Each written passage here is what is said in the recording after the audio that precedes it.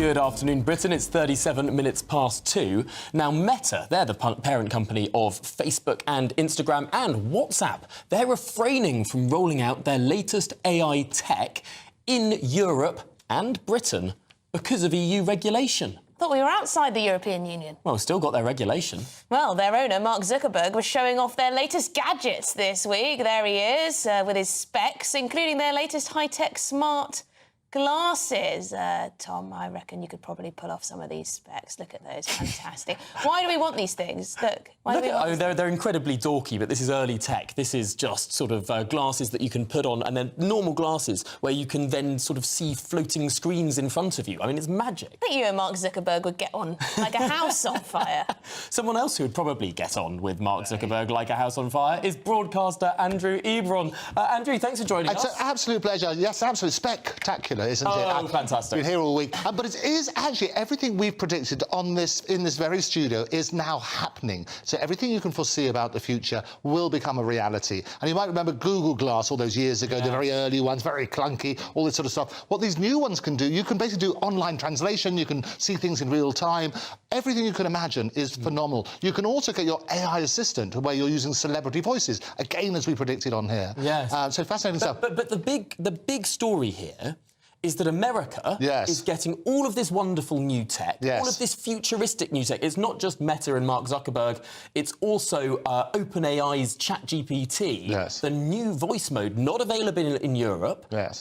All to do with regulation. Yeah, it's all to do with data, and I always say data is the new currency. Basically, if your product is free, then you are the product. And what you're doing is you're giving away data. So ever since Facebook has been founded, they basically, within their terms and conditions, can use some of your data, like some of your posts and your pictures and various other things, to train the AI models. That's what you need. So basically, it's the data in which will basically enable you to have all this data out. But the GDPR puts certain restrictions on that, because you might remember Clearview, for example. They scanned lots of images, facial recognition, to train those machines, and they were fined millions as a result of it. If you go back to Cambridge Analytica before the previous election, and what happened, they were using data from Facebook, basically to influence the election, if you like. This is how you appeal to Emily and Tom. This is the sort of stuff that pushes their buttons, and that information is power. So we work on that sort of basis. As you know, I have Errol Musk, who's Elon's father, on my show every week, and in fact every day this week, talking about the latest developments. And he says the biggest problem they've got is about those regulations. So the UK is missing out. And what I've said from the very beginning, I want to put the AI into Britain. We should make sure we should be front and centre, so we need to look at this very quickly. Right. OK, well, we're missing out on things like smart glasses that can remind you where you parked your car, and a digital assistant that can respond to questions in the voice of Dame Judi Dench. Yes. And I'm sure other people as well. I mean, all of this stuff, to a lot of people, just...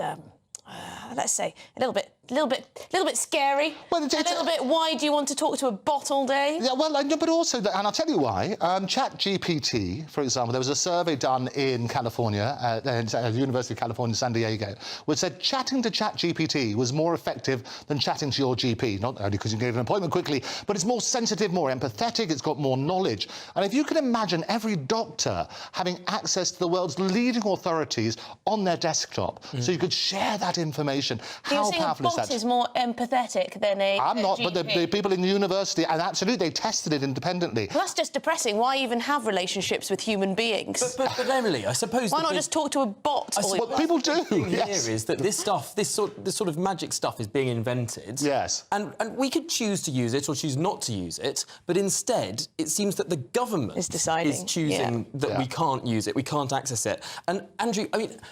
There are lots of economists who say that this will be the biggest change in our lives since the Industrial Revolution. We will go from likely having very low growth to the countries that have this sort of implemented. The kind of growth rates could be just a step change. I mean, there will be certain countries that live in something that looks like the future, looks like Star Trek, and the countries that don't will be the equivalent of third world countries. No, you're absolutely right. Do we risk becoming a relative third world country if we don't adopt it. You have to adopt AI. And I always say, look, AI, he loves it.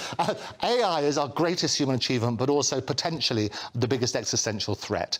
And what you need to do is to understand the capabilities, but make sure we have limitations on what happens. It is a brilliant co-pilot. You might remember last year at Bletchley Park, we had the first AI safety summit in the world. And Elon Musk, my mate, and various others came along and they spoke there. We had GB News were present there as well. Yes, fantastic. And front and centre. And Rishi Sunak, who announcing several data centres and stuff like that, make sure Labour can get the benefit as well.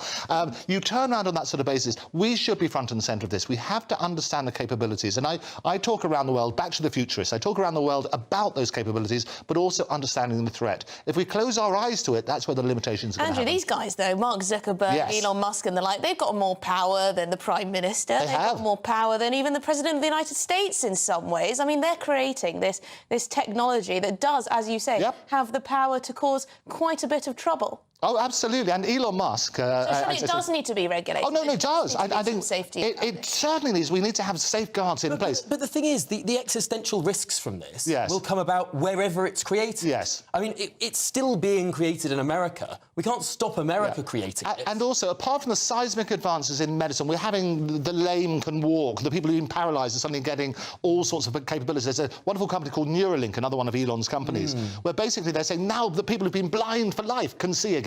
I mean, they've been paralysed. I don't think you'll be so keen on AI when it takes our jobs. I thought it's already taken ours. This has not me at all. Oh, no. Hologram version of me and Tom. That's what more empathetic that's what than the us. peasants in the field said about the combine More harvest. intelligent than us. More empathetic than us. Better looking than us. Impossible. Impossible. How could you possibly say more that? More encyclopedic knowledge of politics possible. in Westminster than even you, Tom. I think that when whenever a new technology comes along, people say this is going to no one's going to have any jobs anymore, and new jobs that we couldn't even possibly imagine will be thought up. Would you rather have will be amongst the stars? Would you rather have a bot version of Emily as a friend? No, because I think actually the jobs that will become most important are the human connection jobs, while the robots do all of the sort of menial tasks that are very, very dull. But I mean, the films have been predicting this cleverer than us already, for aren't decades, they? The bots. And now it's kind of happening. But I suppose the risk is we're going to miss out on that coming revolution. Don't miss out. Don't over-regulate is the absolute thing. Well, there we go. Well, let us know what you think at home. gbnews.com/yoursay. Do you think we should be pioneers and not over-regulate this area, this sector of great growth? And we shall see. We've got lots more coming up. Well, we've got one story left on the show this afternoon. Yes, Harry and Meghan, a little bit of trouble with the old PR. We'll reveal after the break.